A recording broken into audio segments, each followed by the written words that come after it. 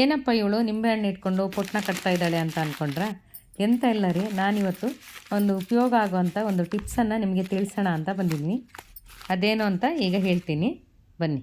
ನಮಸ್ಕಾರ ಎಲ್ರಿಗೂ, ಹೇಗಿದ್ದೀರಾ? ನಾನು ನಿಮ್ಮ ಸುಜಾತ ಮಲ್ನಾಡು. ನಾನಿವತ್ತು ಒಂದು ಟಿಪ್ಸ್ ಕೊಡೋಣ ಅಂದ್ಕೊಂಡಿದ್ದೀನಿ. ಎಂತಂದರೆ, ಈ ನಿಂಬೆಹಣ್ಣನ್ನು ತುಂಬ ದಿನ ಫ್ರೆಶ್ ಆಗಿ ಇಟ್ಕೊಳ್ಳೋದು ಹೇಗೆ ಅಂತ. ಈ ನಿಂಬೆಹಣ್ಣು ತಂದಾಗಿದೆಯಲ್ಲ, ತುಂಬ ದಿನ ಫ್ರೆಶ್ ಆಗಿರೋದಿಲ್ಲ. ಆದರೆ ನಾನು ಹೇಳೋ ಇವತ್ತಿನ ಟಿಪ್ಸ್ ಹೇಗೆಂದರೆ, ಸುಮಾರು ದಿನ ಫ್ರೆಶ್ ಆಗಿ ಇಟ್ಕೋಬೋದು. ಅದಕ್ಕೆ ಏನು ಮಾಡೋದು ಅಂತ ನೋಡೋಣ ಬನ್ನಿ. ನಾವು ಸಾಮಾನ್ಯವಾಗಿ ಪೇಟೆಯಿಂದ ನಿಂಬೆಹಣ್ಣು ತರ್ತೀವಲ್ಲ, ಆವಾಗ ಈ ಥರ ಪ್ಯಾಕೆಟ್ ಒಳಗೆ ಪ್ಲಾಸ್ಟಿಕ್ ಕವರ್ಗಳಿಗೆ ಹಿಂಗೆ ಮುದ್ದೆ ಮಾಡಿ ಇಟ್ಬಿಡ್ತೀವಿ. ಆದರೆ ಎಂತ ಆಗುತ್ತೆ ಗೊತ್ತಾ, 4 ದಿನ ಆಗೋಷ್ಟೊತ್ತಿಗೆ ಈ ನಿಂಬೆಹಣ್ಣೆಲ್ಲ ಒಣಗಿ ಹೋದಂಗೆ ಆಗುತ್ತೆ. ದಿನ ಫ್ರೆಶ್ ಆಗಿರೋದಕ್ಕೆ ಒಂದು ಐಡಿಯಾ ಹೇಳ್ತೀನಿ ಬನ್ನಿ. ಈಗ ನಾನು ನಿಂಬೆಹಣ್ಣನ್ನು ತಗೊಂಡಿನಿ, ಹಾಗೆಯೇ ಜೊತೆಗೆ ಪೇಪರ್ ಬೇಕು. ಪೇಪರನ್ನು ಈ ರೀತಿಯಾಗಿ ತುಂಡು ಮಾಡ್ಕೋಬೇಕಾಯ್ತಾ.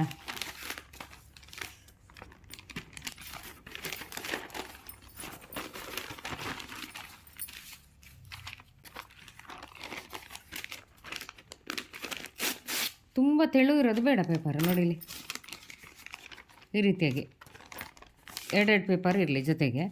ಹಂಗಿರ ಅಷ್ಟು ಈ ರೀತಿಯಾಗಿ ಪೇಪರ್ ಮಾಡಿಟ್ಕೊಳ್ಳಿ. ಮನೇಲಿ ನ್ಯೂಸ್ ಪೇಪರೆಲ್ಲ ವೇಸ್ಟ್ ಇರುತ್ತಲ್ಲ, ನ್ಯೂಸ್ ಪೇಪರ್ ಅಂತಲ್ಲ, ಯಾವ ಪೇಪರ್ ಆದರೂ ಆಯಿತು, ಅಡ್ಡಿಲ್ಲ. ಇವಾಗ ಈ ಪೇಪರ್ನ ತೊಗೊಂಬಿಟ್ಟು ಈ ನಿಂಬೆಹಣ್ಣನ್ನು ಇಲ್ಲಿ ಇಟ್ಕೋಬೇಕು. ಇಟ್ಕೊಂಡಾದ್ರ ಮೇಲೆ ಇದನ್ನು ಈ ರೀತಿಯಾಗಿ ಮುದ್ದೆ ಮಾಡಿ ಇಡೋದು. ನೋಡಿ, ಈ ಕಡುಬು ಕೊಡ್ತೀವಲ್ಲ ಹಂಗೆ ಮುದ್ದೆ ಮಾಡಿದರೆ ಆಯಿತು. ಹಾಗೆ ಉಳಿದಿರೋ ನಿಂಬೆಹಣ್ಣನ್ನು ಕೂಡ ಇದೇ ರೀತಿ ಕಟ್ಟಿಟ್ಕೋಬೇಕಾಯ್ತಾ.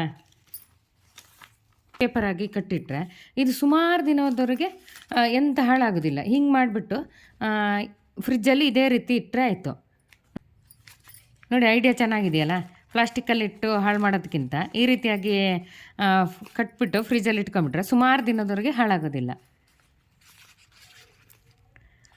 ಹಾಗಾದರೆ ನಿಮ್ಗೆ ಈ ವಿಡಿಯೋ ಇಷ್ಟ ಆಯ್ತಲ್ಲ? ಇಷ್ಟ ಆದರೆ ಒಂದು ಲೈಕ್ ಮಾಡಿ, ಶೇರ್ ಮಾಡಿ, ಸಬ್ಸ್ಕ್ರೈಬ್ ಮಾಡಿ. ಹೋಗಿ ಬರಲೇನ್ರಿ, ನಮಸ್ಕಾರ.